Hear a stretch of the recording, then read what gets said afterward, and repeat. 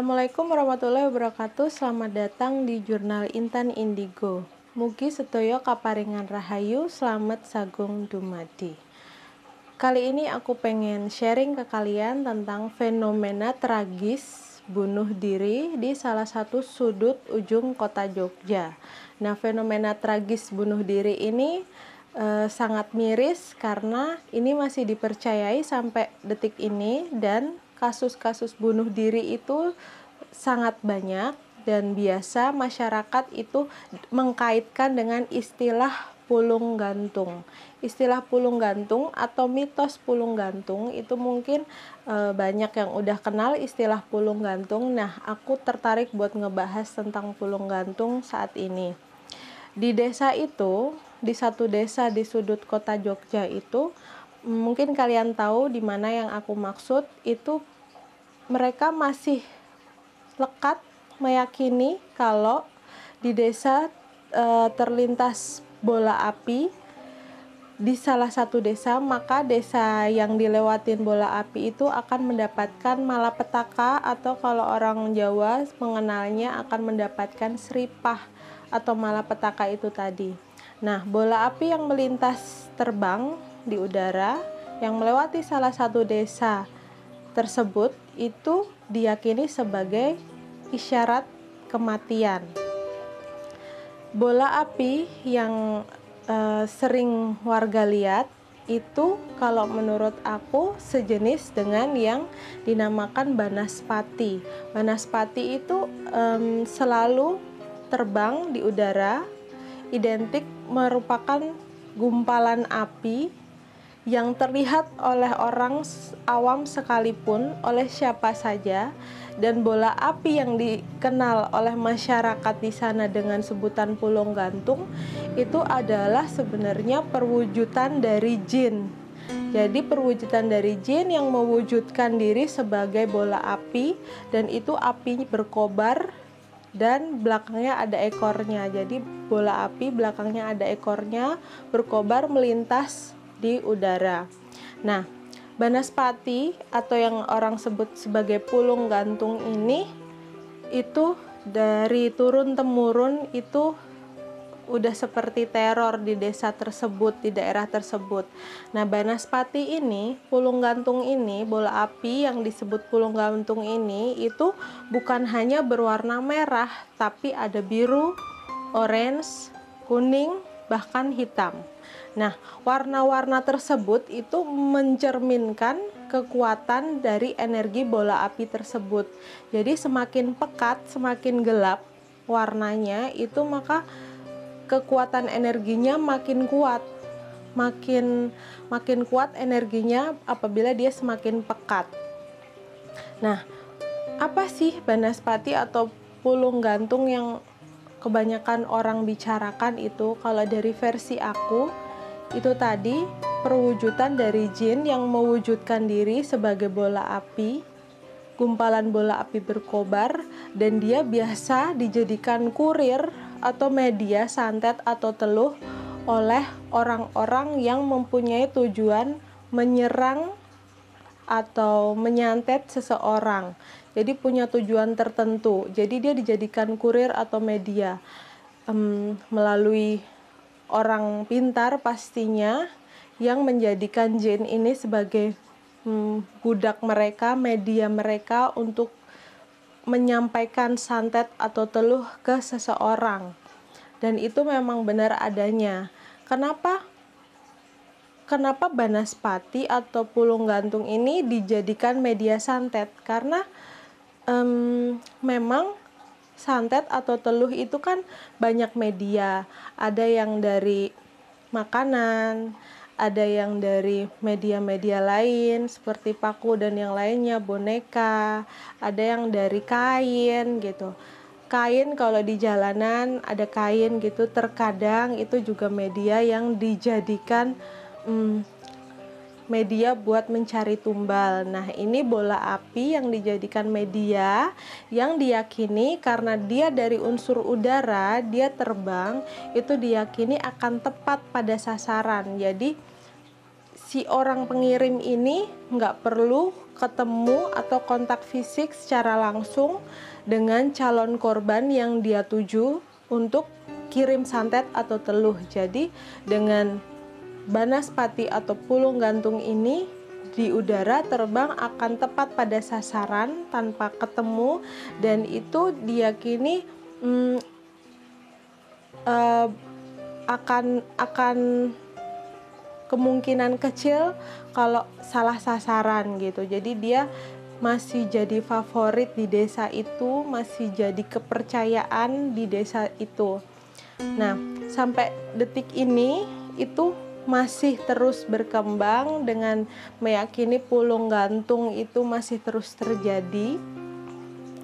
Dan itu pulung gantung, bola api yang masyarakat lihat itu nggak cuman malam ya, walaupun seringnya memang malam di atas maghrib atau menjelang dini hari, tapi kalau yang aku lihat sebenarnya si bola api ini ada siang ataupun malam, sama aja, karena aktivitas jin itu nggak ada perbedaan dengan manusia, mereka sama-sama beraktivitas. Jin itu ada jin baik dan jin buruk. Kalau jin baik itu biasanya tidak mengganggu manusia dan mereka turut beribadah sama seperti manusia. Tapi kalau jin buruk itu yang biasa dikenal sebagai sebutan syaitan ataupun iblis, dan mereka itu yang tugasnya suka bekerja sama dengan manusia dengan iming-iming janji manis untuk mencelakakan manusia ataupun mengajak manusia untuk ikut di jalannya. Nah, itu jin-jin itu sama-sama dengan manusia, kita berdampingan, cuman beda frekuensi, tapi mereka beraktivitas sama dengan manusia. Mereka makan, mereka minum, mereka juga beranak pinak. Nah, itulah jin. Nah, jin-jin ini siang ataupun malam itu nggak ada pengaruhnya. Jadi nggak kayak film-film yang kalau gangguan setan atau bola api yang sering disebut pulung gantung ataupun banaspati itu hanya ada di malam hari, itu enggak. Memang selepas maghrib itu menjadi waktunya mereka yang lebih intens, cuman siang, pagi, siang, sore, malam itu sama aja. Jadi bola api itu sama aja melintas sebenarnya. Dan pasti ada juga masyarakat yang pernah ngalamin juga, yang ngelihat nggak cuman malam tapi itu siang hari juga. Nah, di desa tersebut, di desa sudut ujung kota Jogja itu, yang masih kental meyakini adanya pulung gantung, itu ceritanya apabila melihat bola api itu melintas, tandanya kalau bola api tersebut jatuh sampai terbakar, entah di pohon maupun di tanah maupun di atap rumah salah satu warga di desa itu mereka meyakini bahwa si empu yang punya tempat itu bakalan cepat atau lambat itu akan sampai di akhir waktunya ataupun akan meninggal gitu. Nah, dengan cara gantung diri, dan memang di tempat tersebut, di desa tersebut itu memang masih tinggi grafik gantung dirinya. Itu juga banyak faktor sebabnya. Nah, salah satunya mereka meyakini karena adanya pulung gantung.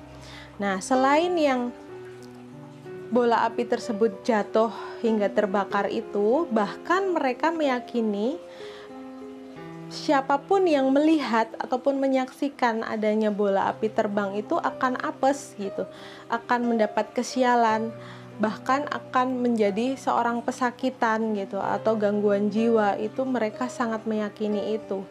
Dan bahkan saking lekatnya di pikiran mereka, saking ketakutannya dengan teror pulung gantung itu, apabila ada orang yang bunuh diri berupa gantung diri, itu tanah yang di bawah tempat korban gantung diri itu diambil, dipungut dan dibuang sejauh mungkin dengan kepercayaan membuang sial atau membuang sawan gitu.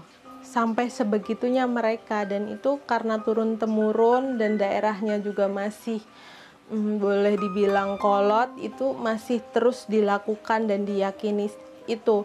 Makanya aku pernah berulang kali ingetin ke kalian bahwa jin itu semakin senang apabila kita manusia semakin meyakini keberadaan mereka, semakin meyakini kekuatan mereka.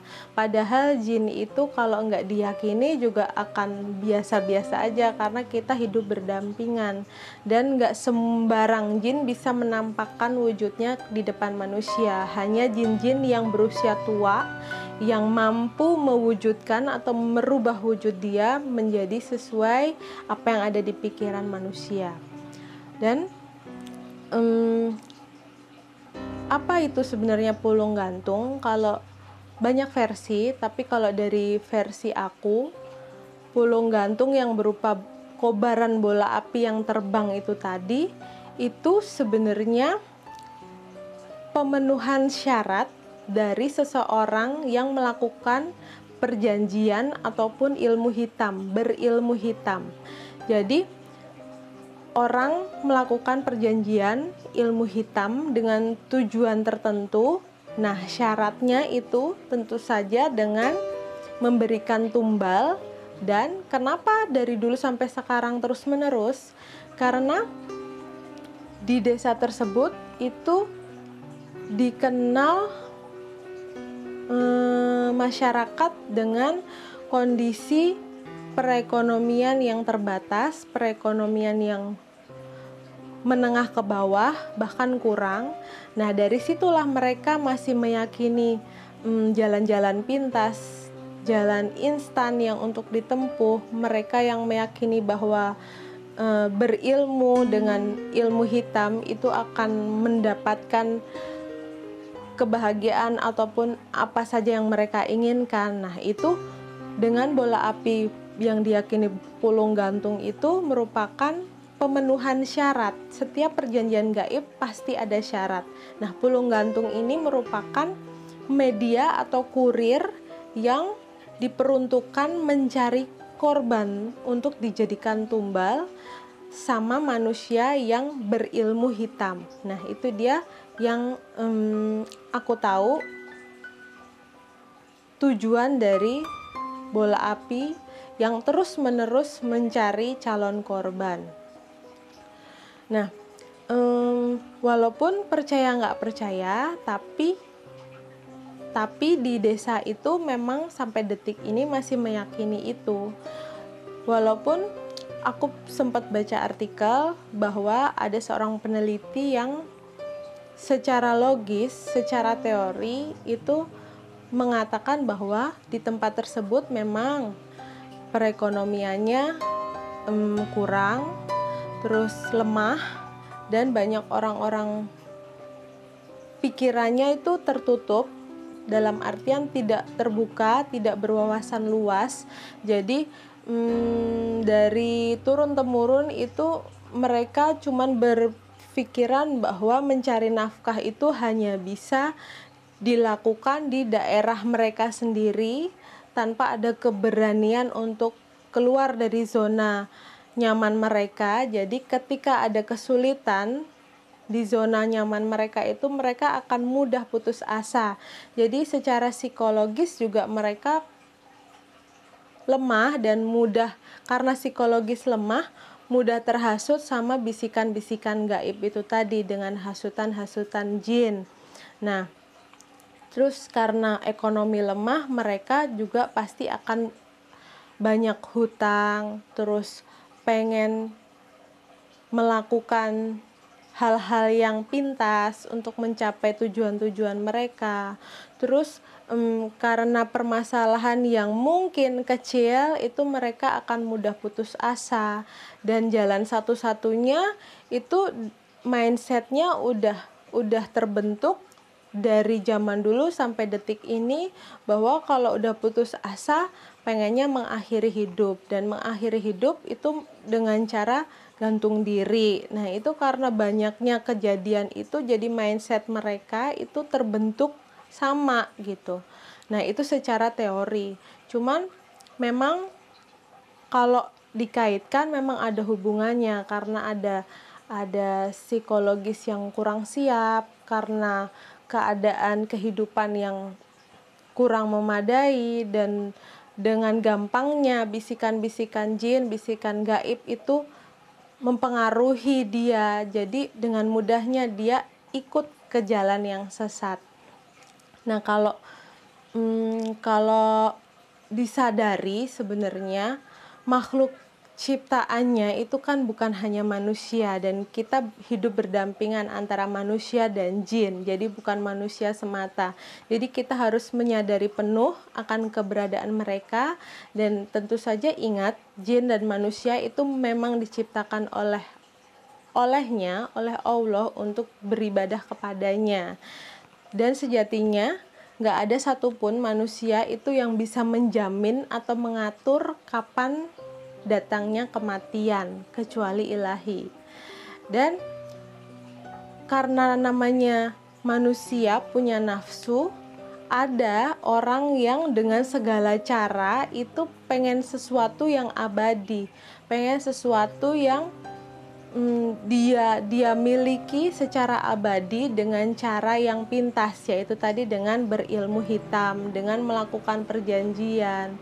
Dan memang itu bukan mitos, pulung gantung dengan berupa bola api yang berkobar, itu menurut aku memang ada, dan itu memang harus diwaspadai dimanapun kalian berada, nggak cuman di desa yang aku ceritain tadi, karena ternyata bola api yang dijadikan media atau kurir itu nggak cuman ada di desa, tapi memang ada di kota-kota, dan bahkan yang aku baca di luar negeri pun itu masih menjadi favorit untuk dijadikan kurir santet ataupun teluh.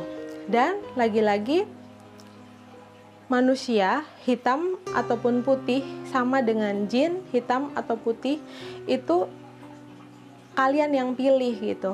Dengan apapun kondisinya, sesulit apapun kondisinya, hitam akan menjadi hitam atau akan menjadi putih itu ada di tangan kalian.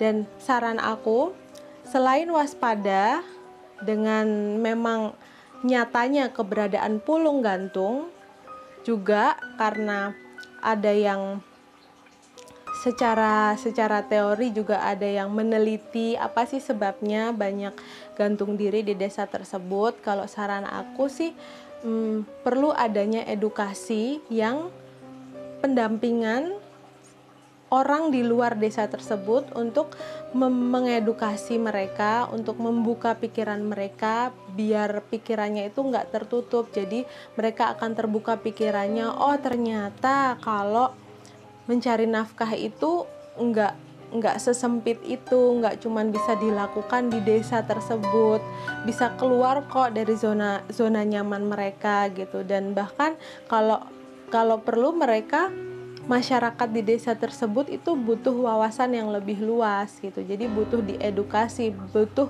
pendampingan khusus secara psikologis. Jadi mereka nggak gampang, kalau psikologisnya kuat dan siap itu nggak gampang mendapatkan bisikan-bisikan gaib dari jin. Nah, dari pendampingan psikologis, edukasi, kesiapan mental, terus ibadah tentunya, terus jangan melulu boleh meyakini bahwa pulung gantung itu ada, tapi jangan melulu bahkan itu dijadikan kambing hitam gitu. Itu insya Allah akan mengurangi grafik dari kasus bunuh diri dikarenakan pulung gantung. Nah, terima kasih telah menyaksikan Jurnal Intan Indigo. Support terus channel ini, subscribe, like, dan share. Terima kasih. Wassalamualaikum warahmatullahi wabarakatuh.